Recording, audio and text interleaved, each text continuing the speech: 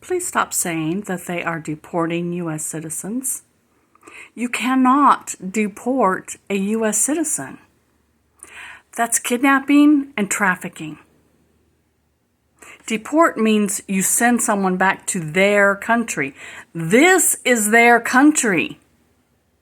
They are being kidnapped and trafficked to another country by our government.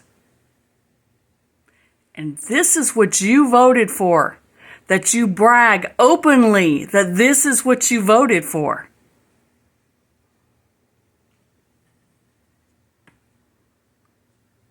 But as we are learning, common sense ain't so common. Yeah.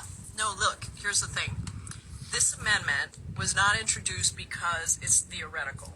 It is actually happening that U.S. citizens are being deported, not just one, not just two, multiple U.S. citizens are being deported, detained and deported by ICE. Now, here's the thing.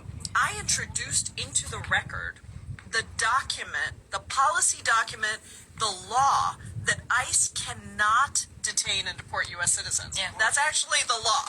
So it's illegal what they're doing. And Ted Lieu, our colleague, said, it's batshit crazy that you got to introduce this amendment. He said that on the record. And I said, you know what? It is batshit crazy.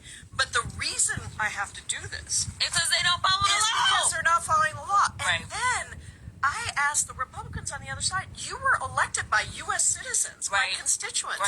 And you are now saying, if you vote no on this amendment, you are saying that you're not going to stand up for the constituents, the U.S. citizens that you work for. That sent you here. And it was just stunning. The ones that pay your check. Now, I did notice that some of them just didn't come to the vote because they didn't want to be on the record. They didn't want to vote. Some of them skipped out on the vote. They skipped out on the vote. So you should check the record. And if you have a Republican that represents you wherever you are, you should call them up and say, do you support Trump's ability to use ICE illegally to detain and deport U.S. citizens? Because if you don't, you should be speaking out right now. And if you do, we are in a whole hell of a lot of trouble.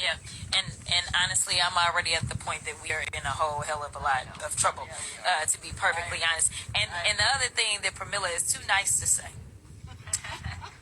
is when you looked across that aisle, for those that sit on judiciary that decided to take this vote, the reason that they can sit there and take this vote and not even blink is because so many of them sit in privilege. When I look across that aisle, I don't know. It was I'm